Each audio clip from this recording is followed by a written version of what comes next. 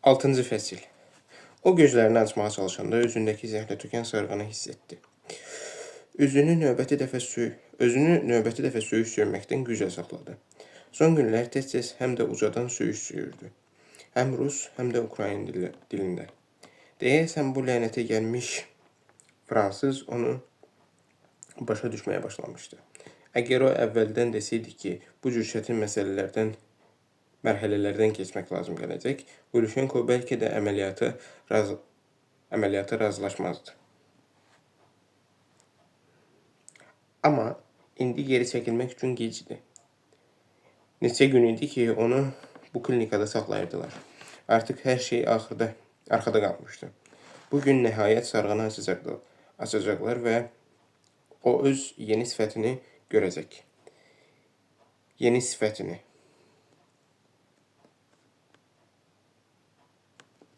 Maraqlıdır görəsən o indi necədir?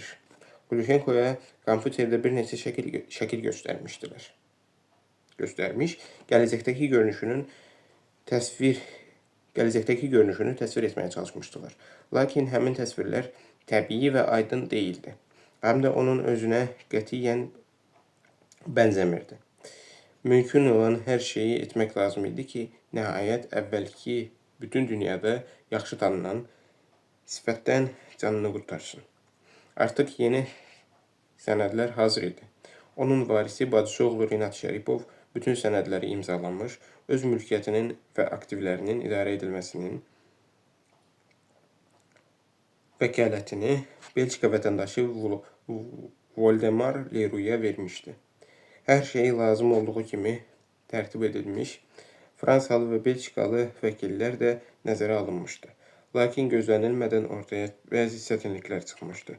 Fransada Şəripovun maraqlarını təmsil edən fransız vəkillər, Durmo və Leclerc həmin qərara şübhə ilə yanaşmış, onun imzaladığı bütün sənədlərin yoxlanılmasını tələb etmişdilər. Vəkillər bunu belə əsaslandırırdılar ki, Şəripov sənədləri onların razılığı və iştirakı olmadan imzalayıb. Rusiya və Ukraynada onlara əhəmiyyət verməzdilər.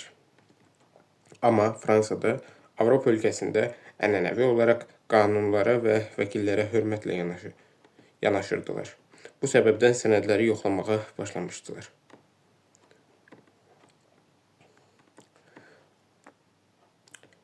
Kərim sonradan yenə 2 dəfə təyyarə ilə Moskvaya uçmuş və zəruri sənədlərə qol çəkdirmişdi. Gülüşenko bacısı oğlunun heç nəyə iddia etmədiyini və əvvəllər mövcudluğundan belə xəbəri olmadığı dayısının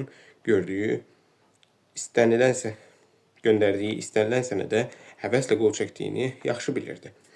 Maraqlı idi ki, Şəripov onun Moskvadakı mənzilində yaşayır və Vladimir Arkadyeviçin çətinliklə qazandığı milyonları rahat şəkildə xərcləyirdi. Eybi yoxdur. Bunlar onun vaxtsız ölümünün zəruri məsrəfləri idi. Bu dünyadan səsküylə getmək lazım idi ki, sonra diriləsən və yenidən başqa adla, başqa sifətlə peyda olasan. O da məhz bunu etmişdi. Sarğı özünü sıxırdı. Ona elə gəlirdi ki, bu sarğı heç vaxt açılmayacaq və o güzgüdə öz sifətini görə bilməyəcək. Bu işgəncə neçə gün idi ki, davam edirdi. Gülüşenko daim fəaliyyətdə olmağa alışmışdı. İndi isə saatlarla hərəkətsiz uzanmağa yaxud yatmağa məcbur idi. Hərçənd onun əslində nə etdiyini heç kim görə bilməzdi. Yatırımı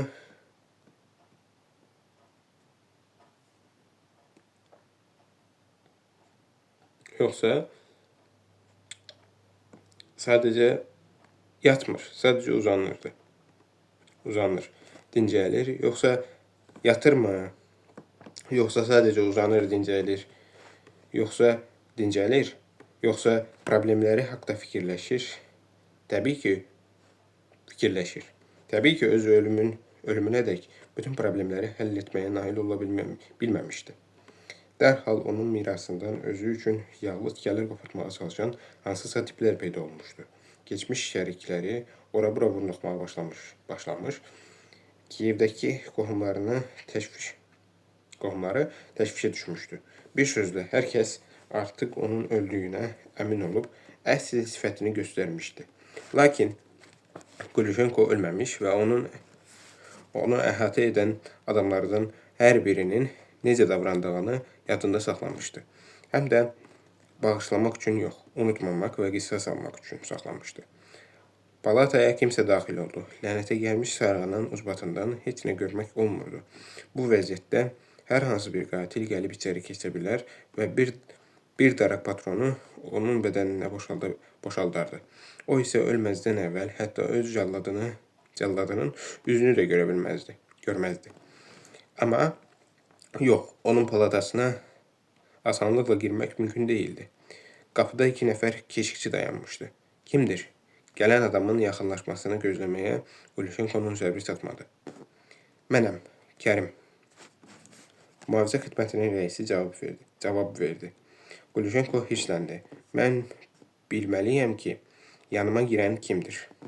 Axı mən öskürdüm, özü də 2 dəfə. Kərim təəccübləndi. Hətta qapını da döydüm. Mən heç nə eşitməmişəm. Vladimir Arkadyeviç çımxırdı. Başa düşdü ki, fikirli olduğundan Kərimin palataya necə girdiyini eşitməyib.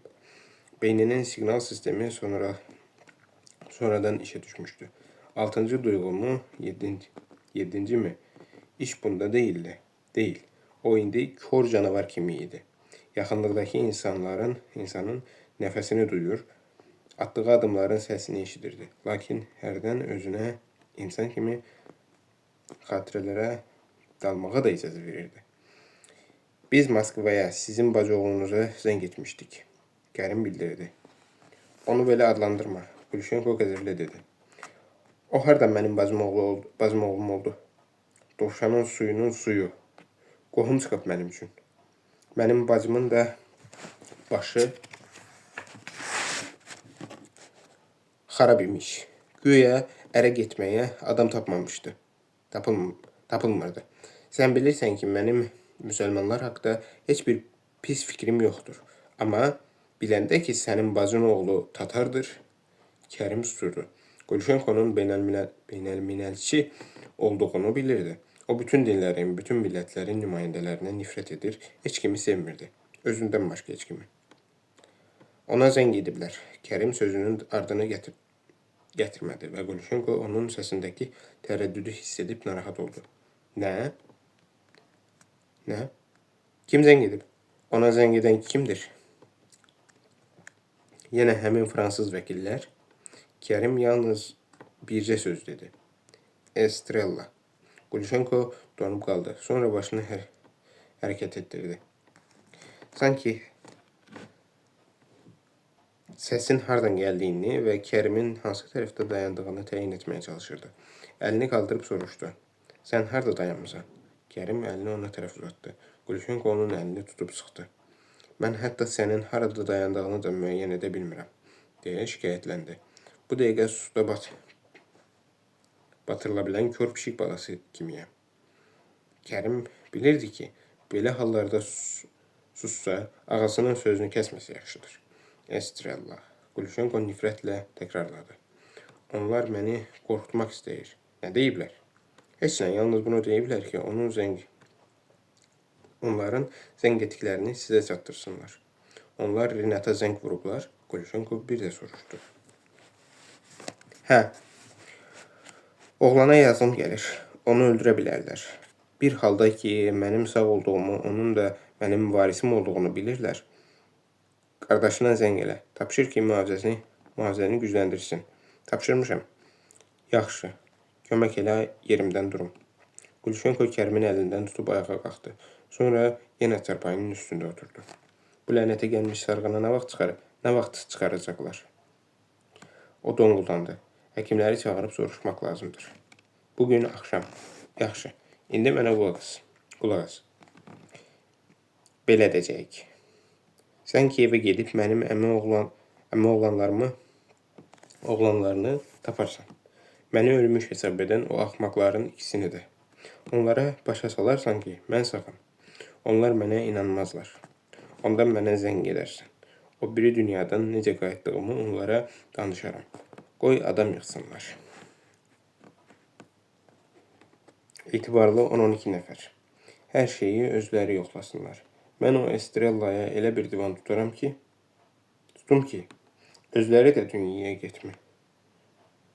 özləri də o dünyaya getmək üçün yalvarsınlar. Həm də mənim yerimə. Bəlkə özüm adım tapım. Kərim təklif etdi. Sən heç nəyi başa düşmədin. Qulyushenko təəssüflə dedi. Mənə sənin Qafqazlı muzdulu qatillərin yox, yerlilər. Sifətləri artıq içməkdən donuz piyi yeməkdən qızarmış xoxolar lazımdır. Qafqazlıları dərhal tanıyırlar. Sonra da onları göndərəni tapırlar. Yəni səni, daha sonra da məni. Belə şeyi öyrənmək çox asandır. Sənin qaragöt qohumların bizə lazım deyil. Kərim əlini çəkib yumruğunu sıxdı. Qulyushenko vəziyyəti anlayıb dedi.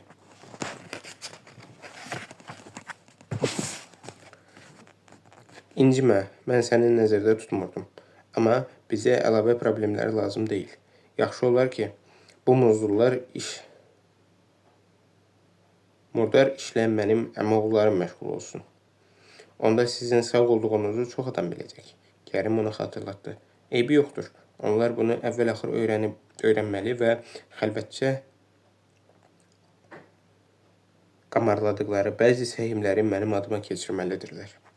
Bu əmi uşaqları yaman əclaf çıxdılar. Hərəsi özü üçün tikə qopartmaq istəyir. Deyirlər, şərqin ağıllı padşahları ömürlərində bir neçə dəfə özlərinin öldüyünü elan edirmişlər. Beləliklə, təbələrinin özlərini necə apardığını aydınlaşdırırmışlar. Çox sevinənləri, hər şeyi dəyişdirməyə başlayanları dərhal müəyyən edər, sonra onların boynunu vurarmışlar. Bu hal bir neçə dəfə təkrar olunarmış. Ta o vaxta qədər ki, sevinən, xəyanət edə bilən adam qalmazmış. 200-lüləri cəzalandırmaq üçün maraqlı üsuldur. Kərim susurdu. Onun vəzifəsi ağasına qulaq asmaq və onun tapşırıqlarına əməl etməkdir. İstənilən tapşırıq. Onların hamısı elə hesab edir ki, mən ölmüşəm. Qulyushenkonun sarığının altında necə qımışdığı görünmürdü. Qoy elə də fikirləşsinlər. Estrella bilir, Kərim xatırlatdı. Onlar məni tapıblar. Qulyushenko razılaşdı. Leronun kim olduğunu anlayıblar. Mənim nə üçün ölməmişdən əvvəl bütün aktivləri onun adına keçirdiyimi də başa düşüblər. Hər şeyi hesablayıblar. İndi məni axtarmağa başlayacaqlar. Amma onlar bilmir ki, hələ heç kim mənim üzümü görməyib. Heç kim. Hətta mən özüm də görməmişəm. Vladimir Arkadyeviç astadan güldü. Sonra yerinə uzandı. Get Kiyevə, deyə əmr verdi. Mən isə bu axşam buradan çıxıb yox olacağam. Bu sarığa açılan kimi. Keşikçiləri azad edinmi? Yox, hələlik qalsınlar. Axşam saat 8-dən sonra getsinlər. O vaxtacan mən artıq burada olmayacağam. Həkimin xalatını geyinib başqa qapıdan çıxacağam. O mənə deyib ki, arxa tərəfdə başqa bir qapı var. Həmişə bağlı olur. Hə, var. Kərim palatanın başqa tərəfinə baxdı. Mən buradan çıxıb gedəcəyəm. O mənim üzümdəki bütün bu sarğıları açan kimi gedəcəyəm. Üzümü heç kim görməyəcək. Həkimdən başqa heç kim. Amma o heç nə danışmayacaq. Çünki danışmaq onun üçün sərfəli deyil. Bəs mən sizi necə tapacağam? Mən özüm səni taparam. İstəyirəm ki, üzümü heç kim görməsin. Bircə nəfər belə. İndi isə get. Kərim, sənin vaxtın azdır. Kərim dönüb palatadan çıxdı. Qulyushenko başını balışa qoydu. Bugün o nəhayət yeni bir sifət əldə edəcək. Ondan sonra cəmiyyət arasına çıxa biləcəkdi. Avropanın ən dövlətli adamlarından biri keçən il ailəsi ilə birlikdə faciəvi şəkildə həlak olmuş milyarder. Onun cəsədini tapa bilməmişdilər. Yalnız ayrı-ayrı parçalar ələ gəlmişdi. Bu qəribə deyildi. Axı Qulyushenko partlayan bombaya hamıdan yaxın oturmuşdu. Quluşenko arvadını xatırlayanda hirsindən ağlamağa gəldi. Xeyli vaxt keçmiş, qadın çoxdan başqa kişidən doğduğu düdəmə oğlu ilə birlikdə onun villasından o biri dünyaya köçmüşdü. Amma Quluşenko hələ də sakitləşə bilmirdi. Məsələ onun ərinə xəyanət etməsində deyildi. Vladimir Arkadyeviç belə bir xəbəri qəbul edə, başa düşə bilərdi. Quluşenko onunla evlənəndə həmin qadın bakirə deyildi.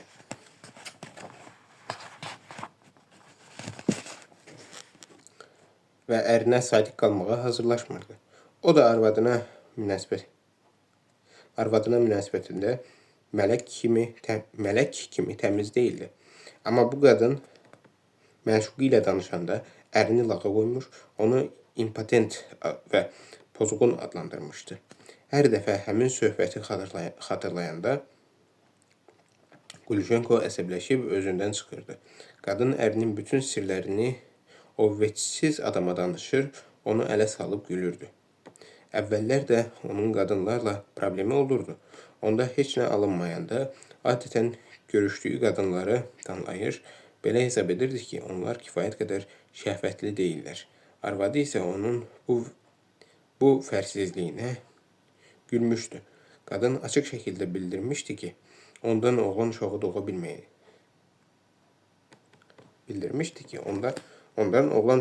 bilməyəcək. Ümumiyyətlə, onun heç vaxt uşağı olmayacaq. Qadın həkimə getmiş və onun spermasını yoxlatdırmışdı. Quluşenko onun həmin nümunəni necə əldə etdiyini və hansı üsulla saxladığını xatırlamaq belə istəmirdi. Həkimlər qəti şəkildə bildirmişdilər ki, onun heç vaxt uşağı olmayacaq. Quluşenko təhqir olunmuş, sarsılmışdı. Məhz belə bir vaxtda arvadının onun cinsi qabiliyyətini lağa qoyduğunu eşitmiş və elə o vaxt qərar almışdı ki, qadın ölməlidir. Başqa kişidən olan oğlu ilə birlikdə. Onun ağlına bundan dəhşətli bir şey gəlmirdi. Arvadının gülüşü və danışdığı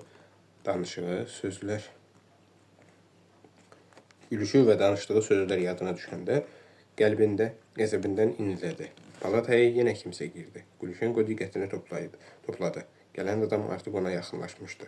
Nəhayət, bugün sizi evə buraxacaq. Həkim fərəhlə dedi. Hə, məhz bugün. Quluşenko təkrarladı. Doktor, mən artıq gözləməkdən yorulmuşam. Bir də bilsəydiniz necə yorulmuşam. 7-ci fəslin sonu.